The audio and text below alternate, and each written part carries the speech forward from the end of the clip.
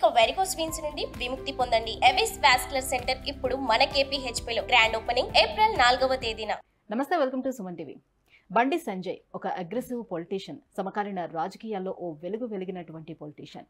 అటువంటి రాజకీయ నేతను అధికారం నుంచి ఎందుకు తప్పించారు, నెక్స్ట్ ఆయన భవిష్యత్ ఏంటి బీజేపీలో అనే అంశంపై మాట్లాడేందుకు మనతో పాటు ఉన్నారు ప్రముఖ రాజకీయ విశ్లేషకులు చంద్ర శ్రీనివాస్ గారు. Hello sir. Hello sir, Bandi Sanjay గురించి చెప్పగానే అంటే తెలంగాణలో బీజేపీ అసలు లేనే లేదు అనుకునే టైంలో అసలు 50% ఇంకా బీజేపీకి ఛాన్స్ ఎక్కువ ఉంది అంటే ఆ రేంజ్కి తీసుకొచ్చినటువంటి వ్యక్తి అని చెప్పుకోవచ్చు. డెఫినెట్గా. సో అటువంటి వ్యక్తిని అధికారం నుంచి ఎందుకు దూరం చేశారు? అది ఇప్పటికీ ప్రశ్నే. ఎందుకంటే బీజేపీ లాంటి పార్టీ, జాతీయ పార్టీ తన ఉనికిని కాపాడుకోవడంలో అనేక మంది బీజేపీలో పెద్దలు పనిచేశారు. ఆ రోజును వెంకయ్య నాయుడు గారు బీజేపీ అధ్యక్షుడిగా ఉభయ రాష్ట్రాలకు ఉన్నారు, తెలంగాణ కూడా పనిచేశాడు. ఆ తర్వాత కిషన్ రెడ్డి, ఆ తర్వాత వచ్చిన తర్వాత లక్ష్మణ్ గారు, ఆ తర్వాత అద్భుతమైన అవకాశం సంజయ్ గారికి వచ్చింది. ఎంపీగా ఒకవైపు కరీంనగర్. ఆయన ఒకప్పుడు కార్పొరేటర్ స్థాయి నుంచి బీజేపీలో ఎదగటం మామూలు విషయం కాదు, ఒక ఎంపీ అవ్వటం. ఆయన ఆర్ఎస్ఎస్ భావజాలంతో, హిందూతత్వ ధోరణితో ముందుకెళ్ళాడు. ఈ హిందూ దేశం, హిందువుల యొక్క ఇదిని కాపాడుకోవాలనేది. అది ఆర్ఎస్ఎస్ కావచ్చు, విశ్వ హిందూ పరిషత్ కావచ్చు, బీజేపీ కావచ్చు బాగా నచ్చింది.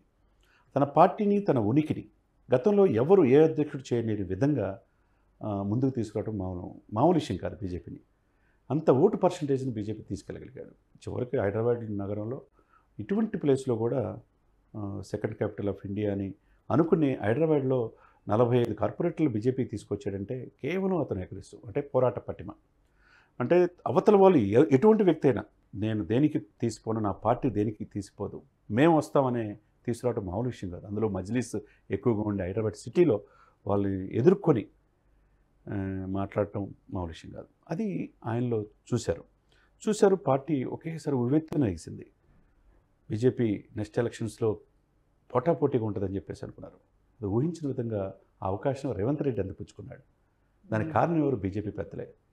సాక్షాత్తు ప్రధానమంత్రి మోడీ గారు కూడా చాలాసార్లు సభల్లో కూడా నా భయ్య ఆహ్వానించాడు, మీరు రావాలని నేను వచ్చాను అని చెప్పేసి ఆయన భుజం తట్టి ప్రోత్సహించాడు. అటువంటి వ్యక్తి, అంత పార్టీని బతికించిన వ్యక్తి.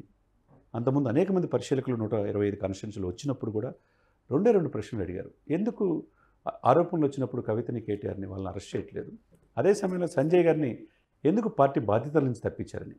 దానికి ఎక్కడ సమాధానం లేదు. ఎందుకు అటువంటి వ్యక్తి దొరకటమే కష్టం బీజేపీకి. అంత పార్టీని ముందుకు తీసుకొచ్చిన వ్యక్తికి ఎందుకు మార్చారు? ఎలక్షన్ ముందు ముఖ్యంగా. దానివల్ల మూల్యం చెల్లించుకున్నారు. ఎక్కడ గెలవలేక పరిస్థితి వచ్చింది.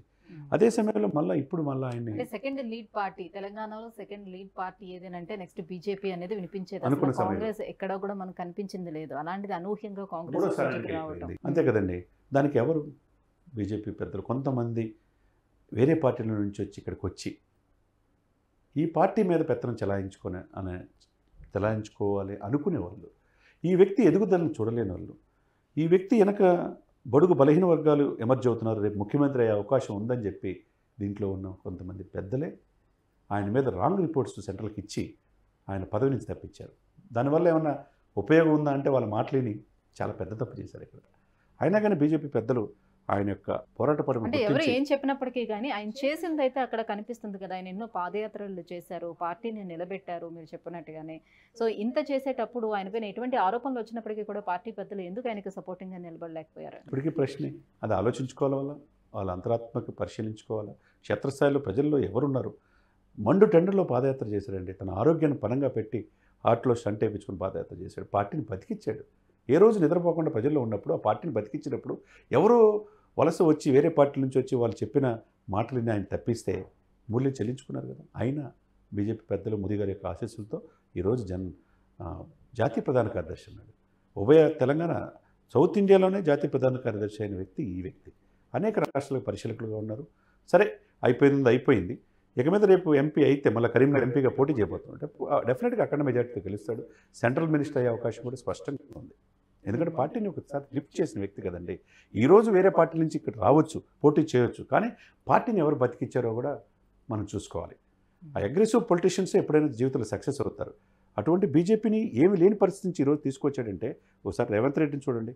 ఆ అవకాశాన్ని సంజయ్ పోయేతలకి ఎవరు అందిపుచ్చుకున్నారు? అంటే బీజేపీ జాతీయ ప్రధాన కార్యదర్శిగా ఆ అధికారం నుంచి పక్కన పెట్టిన తర్వాత ఆయన పెద్దగా ప్రజల్లోకి వచ్చింది లేదు, పెద్దగా మీడియా ముందుకు వచ్చింది లేదు, ఎక్కడా కూడా ఎక్స్పోజ్ కాలేదు ఎక్కువగా. సో మళ్ళీ ఇప్పుడు యాత్రలు చేపడుతున్నారు, రైతు యాత్ర కూడా చేపడుతున్నారు. సో ఇప్పుడు ప్రజల్లోకి మళ్ళీ వస్తున్నారు. అంటే మళ్ళీ ఏమైనా అష్యూరెన్స్ ఇచ్చిందా? డెఫినెట్గా ఇచ్చి ఉండొచ్చు. ఎందుకంటే 17 ఎంపీ కాన్స్టిట్యున్సీలు చాలా కీలకమైంది. బీజేపీ కూడా హోరాహోరీ పోరులో ఎవరికి పోరు? ఇప్పుడు డైరెక్ట్గా కాంగ్రెస్కి బీజేపీకి పోరు. థర్డ్ ప్లేస్లో బీఆర్ఎస్ వెళ్ళిపోయింది. చివరికి కేటీఆర్ గారికి, కేసీఆర్ గారికి చివరికి కీలకమైన వ్యక్తులే పోటీ చేయలేని పరిస్థితిలో ఉన్నారు. కేసీఆర్ ఫ్యామిలీ నుంచి ఎవరు పోటీ చేయట్లా.